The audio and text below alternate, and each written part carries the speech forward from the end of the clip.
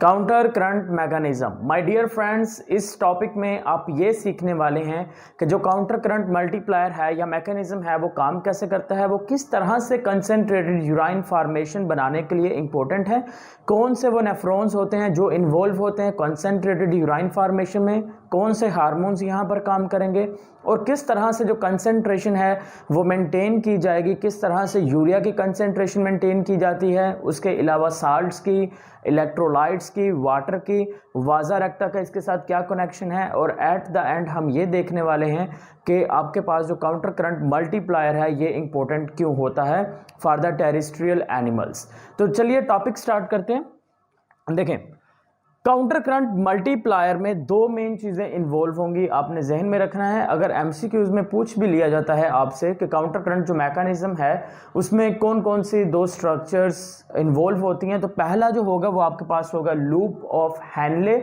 और जो दूसरा होगा वो आपके पास होगा वाजा रेक्टा। अब वाजा रेक्टा क्या है उसको समझने के लिए हम यहाँ पर नेफ्रॉन को देखेंगे। देखिए जरा डियर फ्रेंड्स, यहाँ पर दो किस्म के नेफ्रॉन्स बनाए गए हैं। अगर हम नेफ्रॉन्स की टाइप्स की बात करते हैं तो नेफ्रॉन्स की दो टाइप्स होती हैं on the presence in the kidney.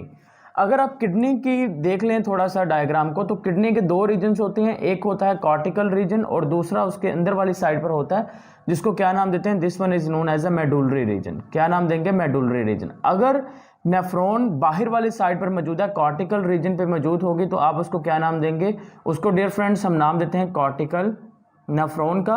और अगर वो इनर मेडोला के अंदर यानी कि अंदर वाली साइड पर मौजूद होगी उसको हम क्या नाम देंगे, उसको आप नाम दे देंगे जक्स्टा मेडुलरी नेफ्रॉन का। तो देखिए जरा, ये आपके पास जो रीजन है this one is known as a cortex. ये कौन सा रीजन आ गया, ये कॉर्टेक्स का आ गया। और कॉर्टेक्स के अंदर वाली साइड पर ये आ गया आपके पास आउटर मेडुला, आउटर मेडुला। और आउटर मेडुला के अंदर वाली साइड पर ये नीचे वाला जो रीजन है this one is known as a inner medulla. ये कौन सा आ गया, इनर मेडुला आ गया। अब देखें आपके पास जो कॉर्टिकल नेफ्रॉन है, कॉर्टिकल नेफ्रॉन का जो लूप ऑफ हैनले है, पहली बात तो वो है ही बहुत छोटा सा, और वो किस रीजन के अंदर मौजूद है, that is present in the cortex of the kidney. उसके बरअक्स अगर हम बात कर लेते हैं आपसे दूसरी टाइप्स की जो नेफ्रॉन है, that is known as a juxta medullary nephron. तो जक्स्टा मेडुलरी नेफ्रॉन का जो आप लूप ऑफ हैनले देखें तो जक्स्टा मेडुलरी नेफ्रॉन का जो लूप ऑफ हैनले है वो लेंथ में भी काफी लंबा है, और उसके अलावा वो कहां पर मौजूद है, that is present in the medullary region of the kidney. तो डियर फ्रेंड्स, ये जो आपके पास जक्स्टा मेडुलरी नेफ्रॉन है, जक्स्टा मेडुलरी नेफ्रॉन इन्वॉल्व होती है कंसंट्रेटेड यूराइन फॉर्मेशन के लिए। और जो काउंटर करंट मैकेनिज्म है ये असल में जो हम ये कह सकते हैं कि जो अच्छी तरह से हम समझ सकते हैं, जो पाया जाएगा कहां पर ऑब्जर्व किया जाता है, that is present in the loop of Henle of the juxta medullary nephron. अब जो जक्स्टा मेडुलरी नेफ्रॉन होता है इसके लूप ऑफ हैनले के बिल्कुल इर्द गिर्द एक और नेटवर्क ऑफ टब्यूल्स मौजूद होता है। इस तरह से हम उसको नाम देंगे, this one is known as a vasa recta. क्या नाम देते हैं, वाजा रेक्टा का नाम देते हैं। An additional network of tubules is present around the loop of Henle of the juxtamedullary nephron and it is known as a vasa recta. So what is the meaning of the counter current multiplier? So यहां पर देखिए dear friend, ये आपके पास मैंने बना लिया, this one is a U-shaped loop of Henle। अगर मैं इस लूप ऑफ हैनले की बात करता हूं तो इस लूप ऑफ हैनले के इर्द गिर्द एक और नेटवर्क टब्यूल्स का मौजूद है। इसके बाहर वाली साइड पर इस तरह से एक टब्यूल का नेटवर्क और मौजूद होता है, और वो जो होगा उसको आप नाम दे देंगे इस तरह से वाजा रेक्टा का। ये आपके पास क्या है, this one is known as vasa recta. अब ये आपके पास लूप ऑफ हैनले, ब्लैक में क्या आ गया, लूप ऑफ हैनले, और लूप ऑफ हैनले का ये आ गया डिसेंडिंग लूप ऑफ हैनले। कौन सा loop of Henle, descending portion of loop of Henle. और ये कौन सा आ गया, this one is known as a ascending portion of loop of Henle. और ये आपके पास जो वाजा रेक्टा है, देखें जो descending portion of loop of Henle है उसके बिल्कुल साइड पर, बिल्कुल जो साथ में वाजा रेक्टा है उसका मौजूद होगा असेंडिंग लूप। कौन सा होगा, असेंडिंग लूप होगा, असेंडिंग लूप ऑफ वाजा रेक्टा। यानी कि जो डिसेंडिंग लूप होता है, डिसेंडिंग लूप में जो आपके पास जीएफ होगा यानी कि ग्लोमेरुलर फिल्ट्रेट होगा, वो अप टू डाउनवर्ड मूव करेगा। The GF flows up to downward in the descending loop of Henle. While अगर हम यहां पर बात करते हैं वाजा रेक्टा, तो वाजा रेक्टा के अंदर पहली बात आपने यही याद रखनी है, जो चीज फ्लो करेगी डेट इज द ब्लड। और ये जो ब्लड होगा, ये ब्लड कहां पर मूव करेगा, एक्सटेंडिंग है तो इसका मतलब है ये मूव करेगा डाउनवर्ड टू अपवर्ड, ऊपर की जाने मूव कर जाएगा। इसी तरह से जो असेंडिंग लूप ऑफ हेनले होगा उसके बिल्कुल असाइड जो मौजूद होगा दैट इज नोन एज, उसको हम क्या नाम दे देंगे, this one is known as descending vasa recta का नाम दे देंगे, डिसेंडिंग वाजा रेक्टा। तो यहां पर देखिए जो आपके पास जीएफ होगा, GF flows downward to upward in the ascending loop of Henle, while if we talk about the blood in the vasa recta, this blood will flows from upward to the downward in the descending loop of Henle. So there is a two adjacent fluids that flows in the opposite direction.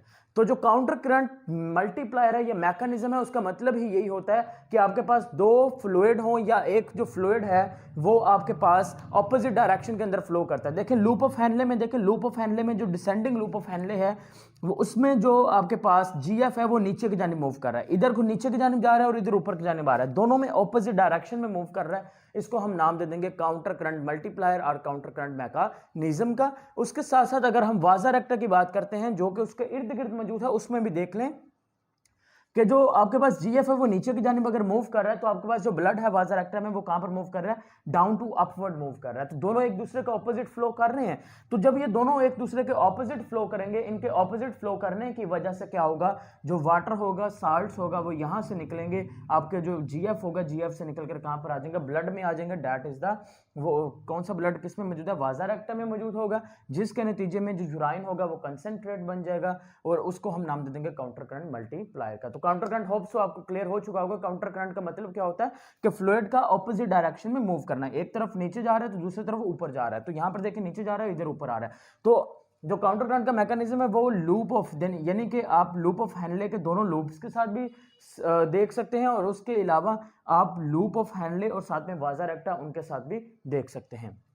Okay, अब चलिए हम देखते हैं कि how is it works, ये काम कैसे करता है। सपोज दैट एक ऑर्गेनिज्म है, मैमल्स की बात चलें कर लेते हैं, उसने फास्ट रखा हुआ है यानी कि रोज़ा रखा है, और क्या हुआ कि उसकी जो बॉडी है, बॉडी के अंदर वाटर की जो कंसंट्रेशन है वो क्या हो गई, कम हो गई। जैसे ही बॉडी के अंदर वाटर की कंसंट्रेशन कम होगी तो कंसंट्रेशन के कम होते ही यहां पर आपके पास जो पेट्यूटरी ग्लैंड होगा, पेट्यूटरी ग्लैंड एक हार्मोन रिलीज करता है, that is the PG, pituitary gland. The pituitary gland releases the hormone and this hormone is known as ADH.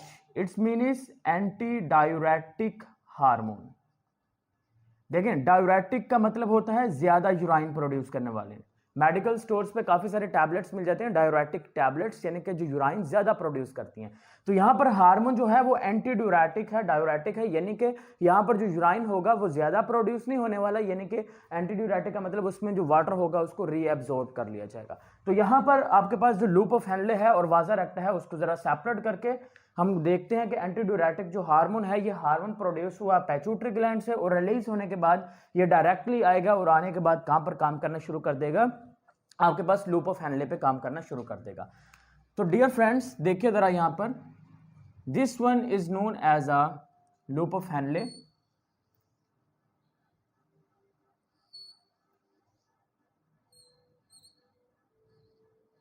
और बिल्कुल साथ में जो वाजा रेक्टा है। अब मैंने जो वाजा रेक्टा है वो उसको सेपरेट कर दिया है और लूप ऑफ हेनले को सेपरेट कर दिया है। देखिए जरा, यानी कि ये आपके पास लूप ऑफ हेनले इधर चला गया और वाजा रेक्टा मैंने उठा के इधर प्लेस कर दिया है। This is the descending loop of Henley, ठीक है। और ये आपके पास कौन सा आ गया, this one is a ascending loop of Henle. और ये वाला अब जो पोर्शन होगा ये आपके पास आ चुका है डिसेंडिंग वाजा रेक्टा, डिसेंडिंग वाजा रेक्टा। और ये क्या आ चुका है, this one is known as ascending vasa recta. तो मैं आपको बता दूं यहां पर तीन टर्म्स हमने पढ़नी है जो मेन मुख्तलिफ स्टेप पे जाकर समझनी है। उनमें पहले जो कंडीशन है वो है आपके पास आइसोटोनिक। दूसरी जो पढ़ने वाले हैं वो हम कंडीशन यहां पर पढ़ेंगे हाइपरटोनिक, और तीसरी जो कंडीशन होगी that will be the hypotonic. So तीन कंडीशंस हम यहां पर देखने वाले हैं। पहले देखेंगे आइसोटोनिक, हाइपरटोनिक एंड हाइपोटोनिक, ठीक है। अब रीजन्स डेवलप कर लें। ये आपके पास ऊपर वाला जो रीजन होगा ये आपके पास कौन सा है, this one is the cortical region, cortex वाला आ गया बाहर की जानिब कॉर्टेक्स, और ये आपके पास आ गया यहां पर जो रीजन है that is known as a outer medulla, बाहर की जानिब, और ये अंदर की जानिब क्या आ गया, this portion is known as inner medulla, inner medulla portion आ गया। अब डियर फ्रेंड्स, अगर हम बात कर लेते हैं जीएफ की, जो कि कहां से एंटर हो रहा है, जो कि कॉर्टिकल रीजन से आ रहा है अंदर की जानिब। कॉर्टिकल रीजन से कहां पर आ रहा है, कॉर्टिकल रीजन से आ रहा है अंदर की जानिब, यानी कि कॉर्टेक्स से मेडुला की जानिब आ रहा है। और उसके अंदर अगर हम कंसंट्रेशन की बात कर लेते हैं, देखें ये यहां पर आपके पास वाजा रेक्टम में फ्लो क्या कर रहा है, ब्लड आपके पास डिसेंडिंग लूप ऑफ हैंडले में जो फ्लो करेगा that will be the GF, और इन दोनों के दरमियान में यहां पर जो फ्लूइड है, यहां पर जो फ्लूइड होगा इन दोनों के दरमियान में, this one is known as, इसको हम नाम दे देंगे, इसको नाम देंगे medullary interstitial fluid. This one is known as MIR। क्या नाम देंगे, MIR का नाम दे देंगे कि हम इसको नाम दे देने वाले हैं medullary interstitial fluid, medullary interstitial fluid का नाम दे देंगे। अब अगर हम इनके अंदर कंसंट्रेशन की बात कर लेते हैं, हम बात करते हैं कंसंट्रेशन की MIF में। यहां पर जो आपके पास आउटर मेडुला है, आउटर मेडुला में अगर हम इस रीजन पे मेडुलरी इंटरस्टिशियल फ्लूइड की बात कर लें, अगर हम इस रीजन में ग्लोमेरुलस फिल्ट्रेट की बात कर लें, या फिर वाजा रेक्टा की बात, वाजा रेक्टा के अंदर ब्लड की बात कर लें, तो तीनों के अंदर जो कंसंट्रेशन होगी वो एक जैसी होगी, और जो कंसंट्रेशन होगी that will be the 300 mole osmole per litre. Unit क्या है, हम इसको करते हैं मोल ऑस्मोल पर लीटर, या लीटर इनवर्स -1, आप जैसे आपको ठीक लगे, बेहतर लगे। तो देखें how when the glomerulus filtrate flows towards the outer medullary region, the concentration is the 300 mole osmol per liter in the GF as well as in the interstitial fluid as well as in the blood. So we can say that here is the environment is known as a isotonic. कौन सा environment होगा, isotonic होगा। When the GF moves down into the inner medullary region, the aquapores are present in the descending loop of Henle. अगर हम descending loop of Henle की बात करते हैं तो descending loop of Henle contains the aquapores. So aquapores are present there. So due to the presence of the aquapores, the water in the glomerulus filtrate leaves the filtrate and comes into the MIF.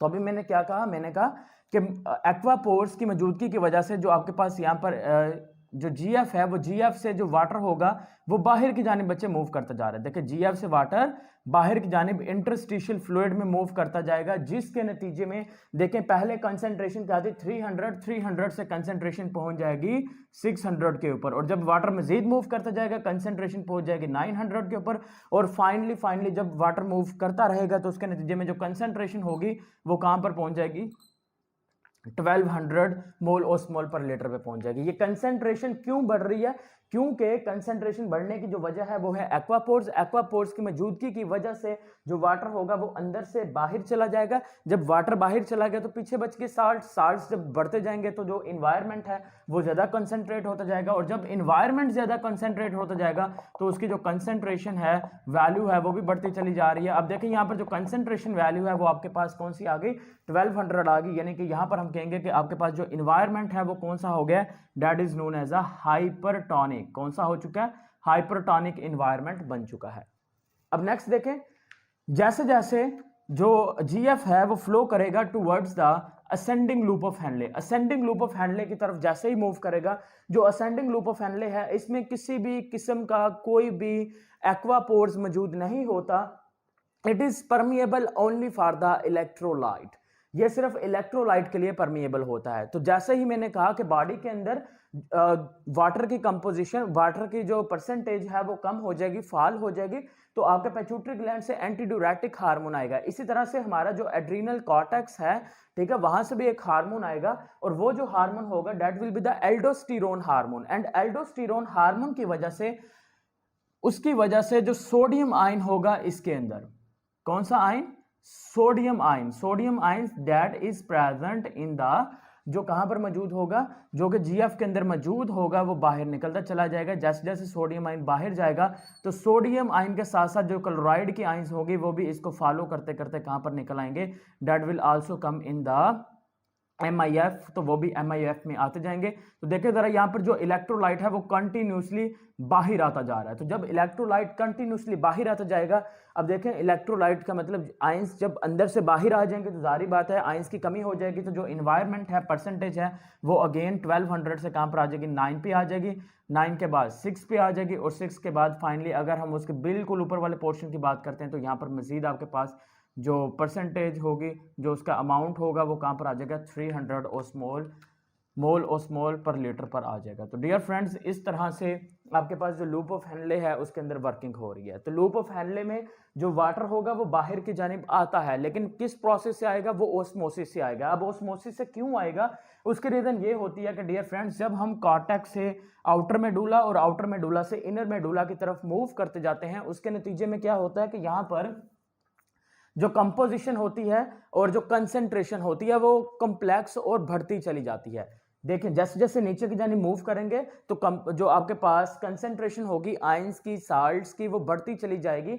यहाँ पर concentration इसलिए ज्यादा होती है आपके पास inner medulla में, क्योंकि यहाँ पर यूरिया और सोडियम क्लोराइड, कंसेंट्रेशन के ज्यादा होने की वजह क्या है, यूरिया एंड सोडियम क्लोराइड। अब यूरिया कहां से आता है उसकी बात बाद में करेंगे, लेकिन अभी आप ये समझें कि यहां पर जो इलेक्ट्रोलाइट है उसकी कंपोजिशन देखें, यहां पर हो गई ज्यादा, इस रीजन में हो गई ज्यादा।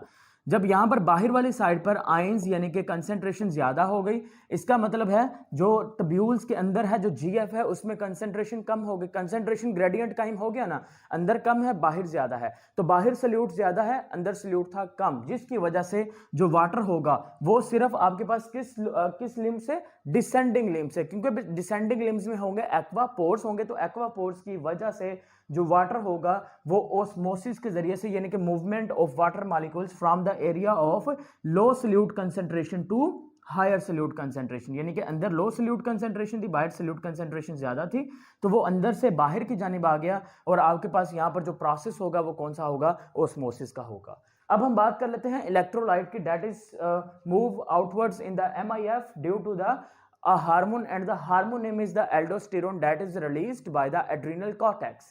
So अब यहां पर जो इलेक्ट्रोलाइट है ये आपके पास सोडियम या क्लोराइड है, सोडियम क्लोराइड है, ये बाहर की जानी मूव करेगा, बट ये बाहर की जानी मूव करेगा एक प्रोसेस के जरिए से, और उस प्रोसेस का नेम होगा आपके पास एक्टिव ट्रांसपोर्ट। क्या नेम होगा, that's process name is the active transport. अब इधर बाकी साइड पर आ जाएं, वाजा रेक्टा की बात कर लेते हैं। देखें वाजा रेक्टा का ये वाला जो पोर्शन है दैट इज द डिसेंडिंग, ये डिसेंडिंग वाला पोर्शन आ गया आपके पास।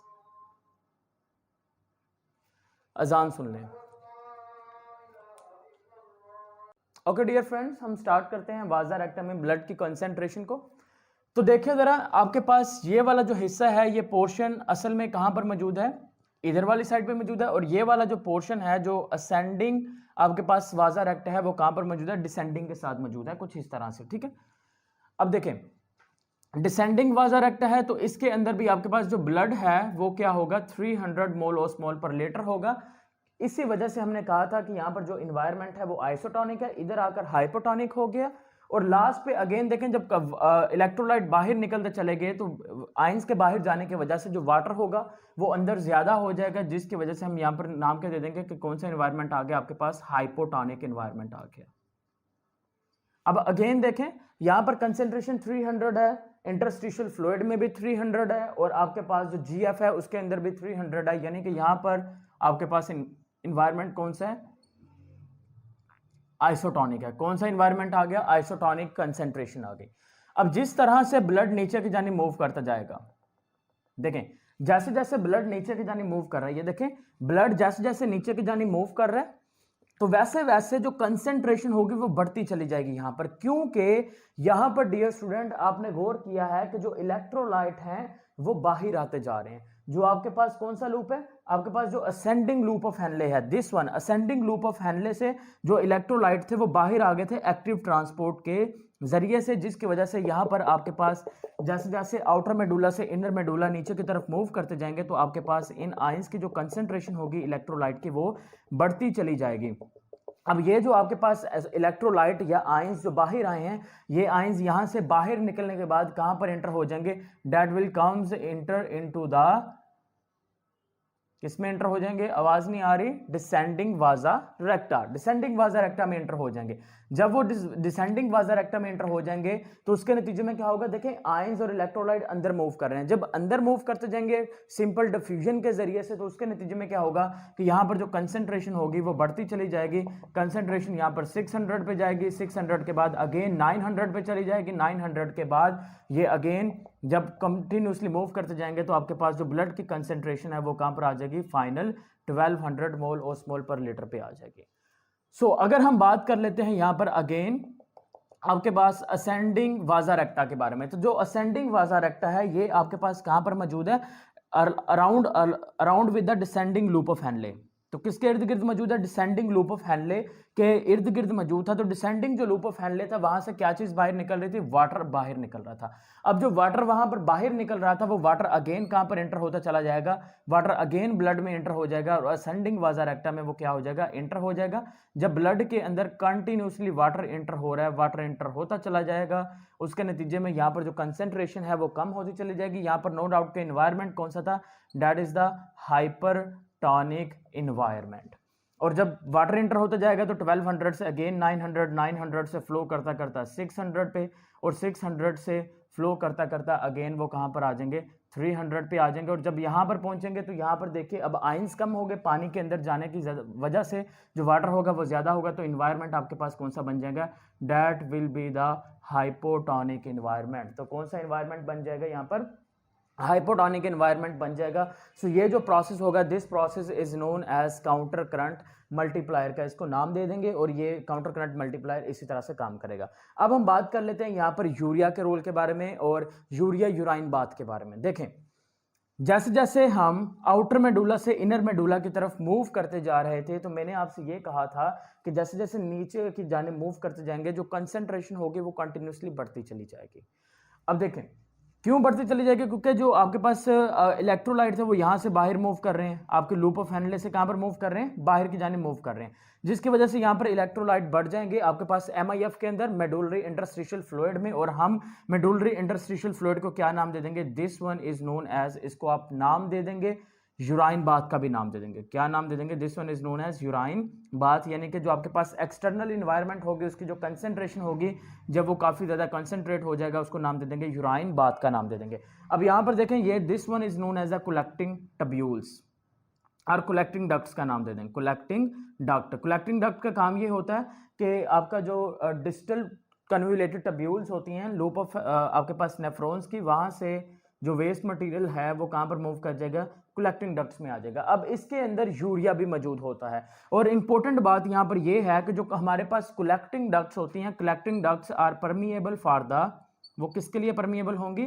Permeable for the urea. Collecting ducts are permeable for urea, तो ये कलेक्टिंग डक्ट्स यूरिया के लिए परमिएबल होती हैं, जिसकी वजह से जो यूरिया होगा वो इन कलेक्टिंग डक्ट से कहां पर आ जाएगा, बाहर की जानिब आ जाएगा, यानी कि इंटरस्टिशियल फ्लूइड में आ जाएगा। और वो किस जगह पर मौजूद है, इनर मेडुला के अंदर मौजूद है। तो इनर मेडुला के अंदर जो कंपोजिशन है, कंसेंट्रेशन है, वो सबसे ज्यादा होगी due to the urea as well as the electrolyte. अब यूरिया बाहर आ गया, यूरिया के बाहर आने की वजह से जो कंसेंट्रेशन है वो मजीद बाहर वाली थिक होगी। अब हम इसको यूराइन बाथ का नहीं नाम देंगे, बल्कि हम इसको नाम दे देंगे, this one is known as urea urine bath का नाम देंगे। क्या नाम देंगे, यूरिया यूराइन बाथ का इसको नेम दिया जाएगा। तो यहां पर चंद एक इंपॉर्टेंट एमसीक्यूज जो कि एमडी गेट के लिए इंपॉर्टेंट है, बीएस लेवल पे इंपॉर्टेंट है, पीपीएससी के लिए इंपॉर्टेंट है, सीएसएस के लिए इंपॉर्टेंट है, बाकी जो आपके एग्जाम्स के लिए इंपॉर्टेंट है, तो वो आप देख लें।